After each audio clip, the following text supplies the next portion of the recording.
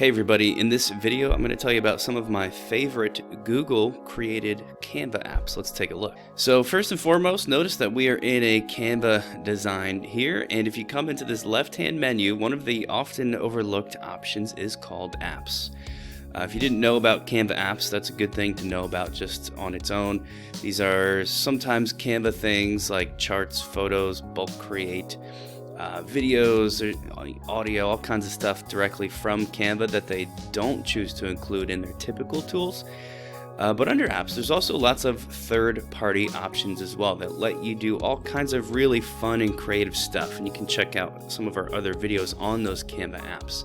Specifically, in this video, we're going to click on that apps button and try searching for Google. And just take a look at some of the cool options that you have available to you. So as of the recording of this video, you can see there are 5 of these. I would expect there to be more over time, and we're going to cover 2 right off the top because they're very similar: Google Photos and Google Drive. This is for anybody that is using their Google Drive to store audio and video that you might want to bring into Canva for use in designs. This can be very easy. Now, I don't actually use Google Photos, so I'm not going to click on that, but I do use my Google Drive extensively. If I click on that, it's going to open up my drive so I can view all the folders that I typically would in that drive, so that if I have photos or videos, I don't have to go through the typical upload process that you do when pulling these things into a Canva design. One thing that confuses people with this is that it's only going to show you files here that are actually photos and videos. So if you click on a folder that you would expect to have lots of stuff and it seems empty, it's just because that folder doesn't actually have any photos or videos in it. But if you found some, all you got to do is click them and they pop into your Canva design instantaneously. Another cool one is called Google Maps. Google Maps, exactly like you would expect from the Google Maps app on your phone, except here you can search locations, maybe local spots that you want students to take a closer look at. Here they've got some, famous things like Machu Picchu.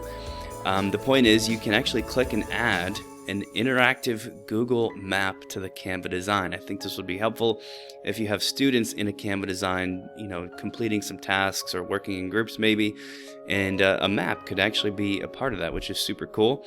If you double click the map area, you can click and drag around that map within the frame of the thing. That includes any points on that Google map that you want them to read or check out. You can see it's pulling up the information. They can view a larger map, so they can pop out more information on each of these things. You can change it to that satellite view, which is always my favorite thing. Zoom in and zoom out, all the stuff you would do in Google Maps, but now directly in your Canva design. This one's pretty cool. And then lastly is one called Imagine. This is a AI image generator, and I know there's lots of these. Canva has its own that you could use. Let me shrink my map down here. But I don't know, maybe you're not getting what you want with Canva's image creator, so you can try Google's. I tested this out where I typed in a broken beaker on the floor of a classroom. I can hit generate again just to see. Oh, it's not going to let me do the same prompt. Okay, so we'll just use this. Maybe I'm designing, a set of slides where students have to analyze different lab safety, and I just can't find the picture I want. So all I have to do is click, and now that picture is in my design to use as I need. So that wraps it up on this video, which was all about Google Canva apps. Thanks a lot for watching.